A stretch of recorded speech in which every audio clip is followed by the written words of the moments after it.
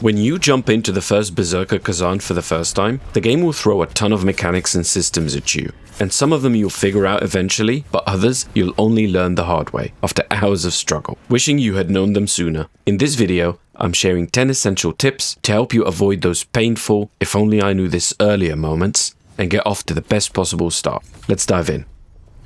You might have noticed this late, or not yet even, and it's quite annoying.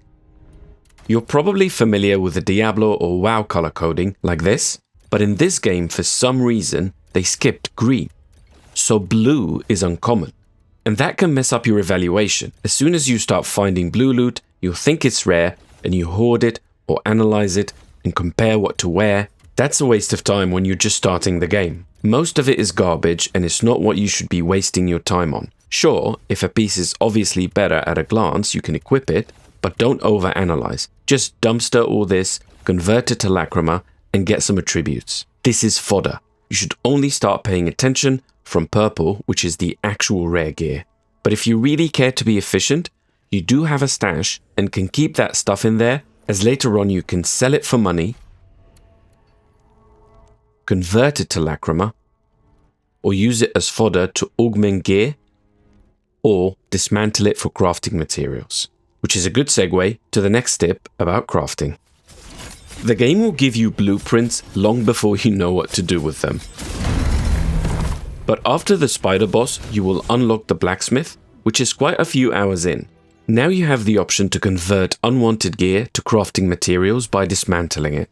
The base materials are pretty simple. Blue comes from dismantling blue items, purple from purple, and on top of that, dismantling will also give you the lower rank materials as well, which is pretty generous. The reason is, crafting a certain rarity will require materials from previous rarities as well, so you need to have a steady supply of all rarities from blue onwards. The blacksmith will also craft consumables, and he can craft materials for you from lower ranks of the same type. But that would be an expensive conversion obviously, so the advice is, don't go ham on converting to Lacrima and end up holding back your crafting potential. You are not stuck with attributes and cannot change them, even though when you spend them, the game tells you so. If you want to respec, you need primeval regression orbs. The earliest easy source for those orbs is the Bard. To get to him, you need to go to Embar's ruins and teleport to the Forgotten Temple entrance,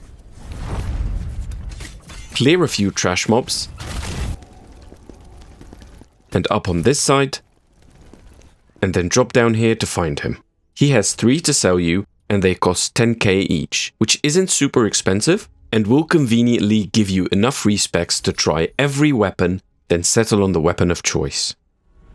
Another thing that the game doesn't really tell you, so you can miss it for quite a while, is if you check the Throner's Codex, you can find many types of mobs with this chest icon here. That means if you defeat them in a special way, stated in this page, you will get the reward at the bottom. Obviously, you can jump into the training to fight that mob, but you won't get the reward that way. And again, you only get a notification like this when you meet the requirement that doesn't really tell you what you need to do to get the reward. So in this case, if we go here, we can see the chest is bright and we can acquire our reward this way. Items here can be anything from materials to consumables to even gear items with different rarities.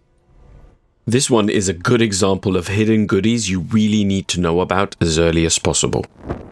I'm avoiding spoilers here, but early on you will get to the crevice, which is your base, and as you progress through the story, the crevice expands with newer sections or areas. When you unlock this part, if you go up those stairs and then around here next to this statue, you will find this suspicious wall. If you dash through it, you will find a chest, and in it is the Executioner's set. If you find this ASAP, it will most likely be a significant upgrade for you. If you don't, it will be something you just regret not finding earlier.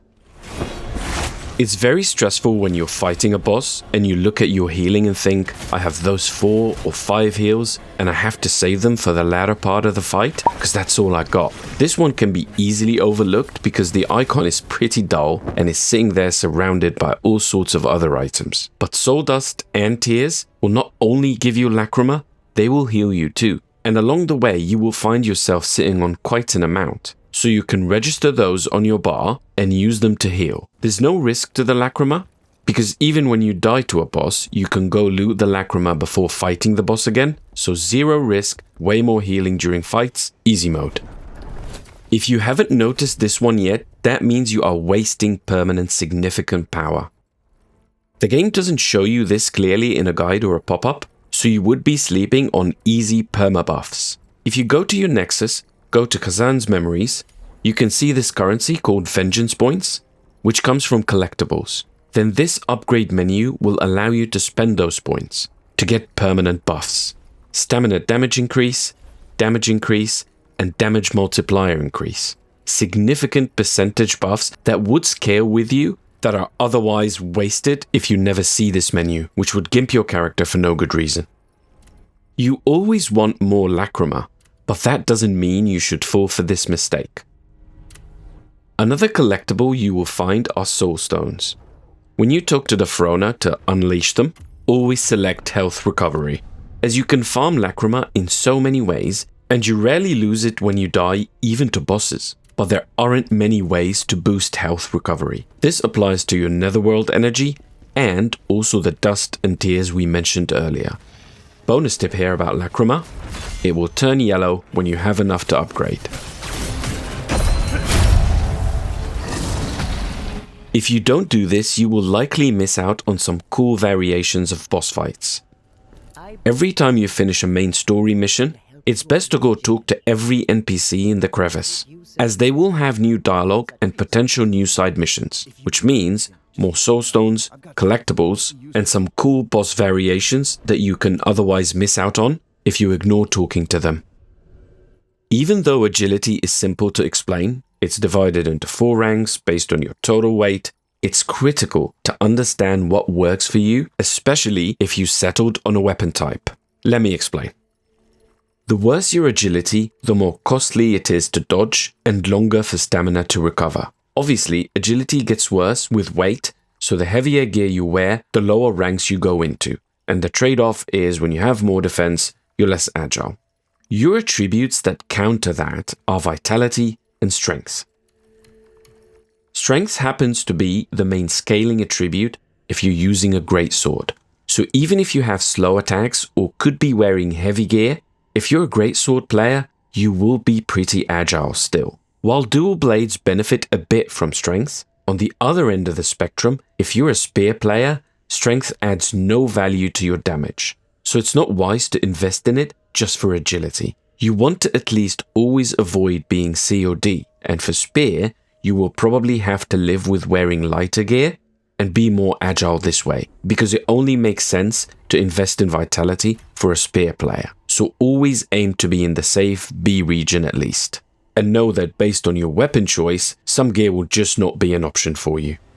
Now if you made it as far as the Viper boss and need some help with him, please check out my guide linked on your screen. And if you found those tips helpful, please remember to hit the like, sub, and ring the bell, because this helps the tiny new channel a great deal. Thank you for your time, and I'll see you in the next video.